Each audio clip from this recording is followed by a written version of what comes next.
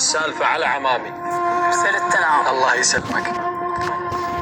أحد عمامي اسمه شمخ اليبر رحمة الله عليه. في ذاك الزمان يقولون كان الناس أهل زرع وأهل حلال، فيقول شمخي حط إلى جار وصديج. الصديج من عشيرة الدريع، تحياتنا لهم أخواننا وأعزاء علينا. صديجة حاط يمه اعتبار شمخي حاط قبله، فقبل ما يبطون مساعدة بما معنى شلون سلفة حتى يزرع. هذا الفلاح منين له؟ يشتري الطعام ويشتري ويكرب ويسكن ويريد يشتري له بوارة حتى يحرط. يقول فأخذ من الملاج ذاك الوقت، ملاج ذاك الوقت حكومة، تمام، أخذ منه 40 دينار. 40 دينار مو شوية. حياك الله شيخ. فقال له لازم كفيل. خوش. فشمخي كفيل. شمخ موجود وابويا برهم موجود، اثنينهم موجودين، هو صاحب. فزرع هذا الزلمه دريعي ما جت بيده، راح على الفلوس، زرع ما اجى عدل، فصار وقت وفك ويسدد. منين يسدد؟ ماكو تسديد قبل، الناس تعبانه. الكفيل هم ما عده، هو مدبر روحه. خوش.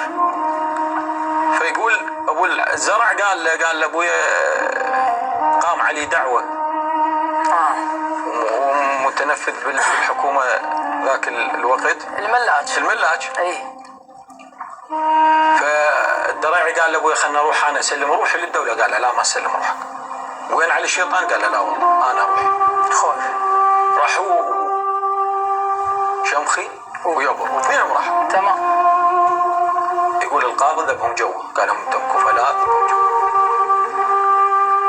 يقول شمخي قال له ابو انت ابوي زلمه كبير روح، انا ضل. وظل شمخ. يقول انحكم 6 اشهر على صاحبه. شوف شلون؟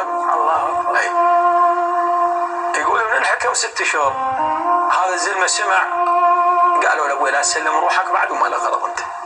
كمل 6 اشهر وطلع.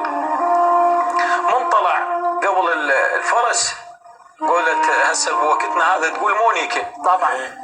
يقول جاب الوذنه وتعنى بيها ورادف اخته وراه. خوش. عرس جابها. قالوا ما يختوا هاي فرسه. قالوا له فرسك لك، بس احنا نريد نسوي لنا خولة وياك، بس المره ناخذها. الله يعافيك. يقول اخذوها المره، وصارت يعني علاقه فوق الصحبه، صارت علاقه وصار ارتباط. فاحنا اليوم شاهدنا على الصاحب. قلت وين هيك اللي قال صاحب حنة الناقة يحن. الله أكبر. ومن تسولف له على سرك دفن ميت يندفن.